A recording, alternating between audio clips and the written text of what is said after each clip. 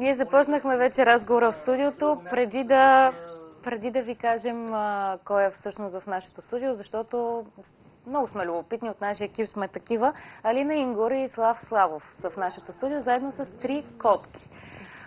Те са различна порода, на различна възраст, но повече за тях ще разберем от гостите ни. Добро утро! Добро утро! Първо, може би вие, господин Славов, да разкажете за тази интересна порода, която е, доколкото разбрах, всъщност вие сте единствения, който притежава такава котка в България, във Варна. Не, значи във Варна съм единствения. Има един развъдник в Благоевград, но общо оригиналната порода в България има 3 или 4 котки само. Как се нарича самата порода? Самата порода се нарича регдол. Регдол означава от английски парцаляна кукла. Ще ви го демонстрираме това нещо. Ето как виси. Просто като парцалче виси. Обаче пък е много красива котка. Да. Тя е специално селектирана за да живее в апартамент. През 1963 година в Калифорния са направили един развъдник, са направили опити между персийска котка и сиамска котка, да могат да съчетаят добрия нрав на персийката и красотата на сиамката. И накрая са получили тази котка, която е абсолютно тиха, спокойна. Не прави поразии? Не прави. Знаете, че всички котки се катерят по пердета и такива неща. Няма. Тая котка е абсолютно спокойна, седи и чака и ако й обърнеш внимание, нали, много игрива, много галевна и много внимателна. Какви са спецификите на тази порода? Има изключително ярки сини очи. Да, това е спецификата на породата. Всички котки от тая порода трябва да бъдат с сини очи. Всякакъв друг вид очи правят породата нелегитимна. А тази окраска, всички котки от регдол ли са? Окраските на оригиналната порода са две. Тази, която се нарича биколор, и още една, която е само черно и бяло, и се казва синя котка или блу на английски. Това са двете оригинални породи. Повечето те наречени сини котки са мъжките, докато женските, както тази, са по-често в този биколор цвят. Тези котки достигат впечатляващите 10 кг тегло за женските, а мъжките може да се изненадате, но стигат до 16 кг. Значи говорим за изключително говорим за големи котка, не за някакво друго животно. Да. Какви са спецификите в отглеждането на тази котка? Какви грижи по трябва принцип, да се тя не боледува нещо сериозно. Единственото, което е, грижите са за тая хубава козина, която трябва всеки ден да се реди, защото иначе се сплъстява. И другото, което е в храната. Значи тя трябва да се храни само с чисто месо, да няма мазно, такива неща. По принцип тя еде пилешко. И то чисто пилешко. Давате ли мляко? Защото сме говорили, че на котки мляко не трябва да се дава въпреки... Не, значи млякото води до лактоза и се поврежда вътрешните органи. Солено също не трябва да еде, т.е. човешка храна не трябва да еде въобще котката. Не трябва да еде човешка храна. И затова общо взето моята котка е храна единствено с пилешки гърди. От време на време малко суха храна. Другото, което е в храната, че тази котка не пие вода. Получава водата само от храната, която еде. Не пие вода? Да. Дори да изложите, ако щете, колкото искате вода, няма да е близни въобще. Това е много странно. За първи път чувам за животно, което не пие вода. Да, така е. А с други породи случва ли се такова нещо, Алина? Само с тази порода. Само за тази порода. Това е специално селектирано, може би точно за да не прави били, да не цапа из къщи, защото не може да обърне паничка и така нататък. Доста строга селекция са и направили. Да, наистина много е трудна била селекцията. Около 3-4 години е било, докато се получи това нещо. Ходила ли на изложби? Моля? На изложби? Да, на изложби. Във Варна стигнахме до 2 първи места в ринговете и преди седмица се върнах от София, където участвахме на същата национална изложба. Стигнахме до номинации за финала за първото място. А тя в каква категория се състезава? Категория полудългокосности котки. Нали, вече всяка категория има подкатегории за кастрати. Нали. В нейната категория стигнахме до финала. Вода, котка. Не взехме първото място, но това е нормално, тъй като тя е още млада котка, развива се.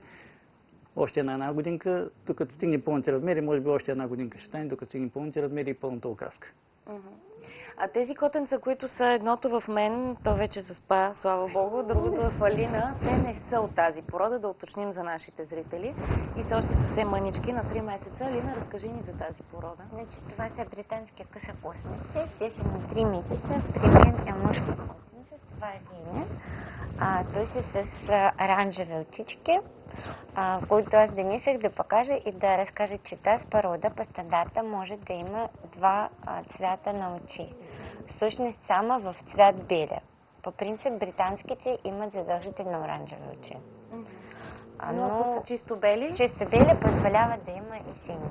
Там при вас, които се спават, те са с сини очички, а то с оранжеви. Затворила ги. Сега нашите зрители няма да ги видят, но наистина много красиви котки. По какво се различават обаче от Значи, те са късокосмиста котка, тя е другата категория и по принцип те са с более аристократичен характер, като те са от Британия, нали? За това се казват британска късокосмиста.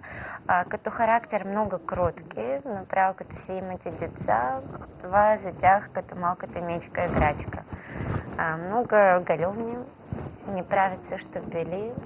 И лесните във грижене, нямат доста козина, нали, като си дългокосмисти котки.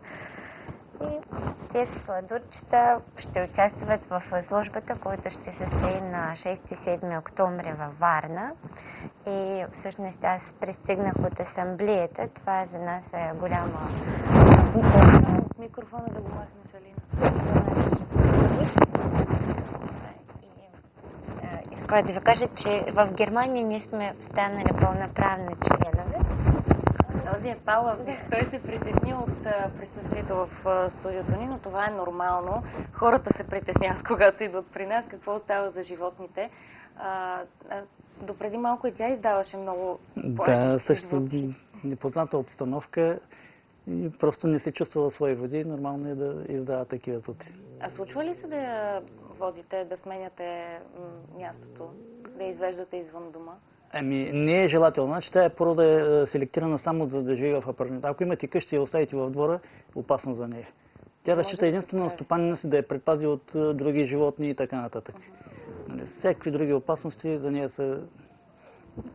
Ще седне на едно място и ще ви чака да види какво ще случи. Няма как. Знаете, че котките, примерно, от кучетата бягат. Тя няма да избяга от кучета. Защото не познава опасността. Не познава и нещо. Затова в чужда обстановка се чувства някакси странно. Разкажи ни, Алина, сега за асамблеята. Да, значи бяхме на асамблея, представях България и станахме пълноправен член, който всъщност за нас е голяма гордост, защото от 27 клуба избрах само 3. Това са България, Кипър и Белгия.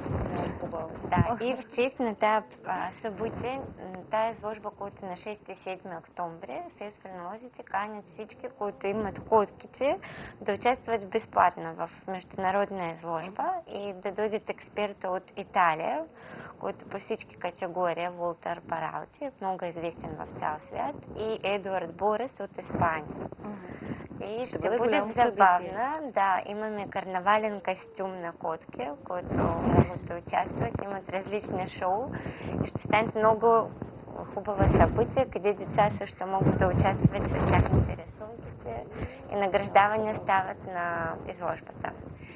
Ще очакваме есента, за да видим това събитие и още много породи тогава ще може да видите и вие, уважаеми зрители, не само британската късокосместа и регдол, които са в нашето студио в момента.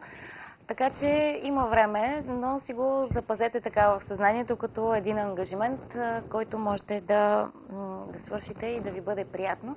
Аз благодаря на Алина и на господин Славов за това гостуване и разбира се на тези котенца, които вече заслужено мисля, че трябва да им дадем почивка малко, за да се успокоят.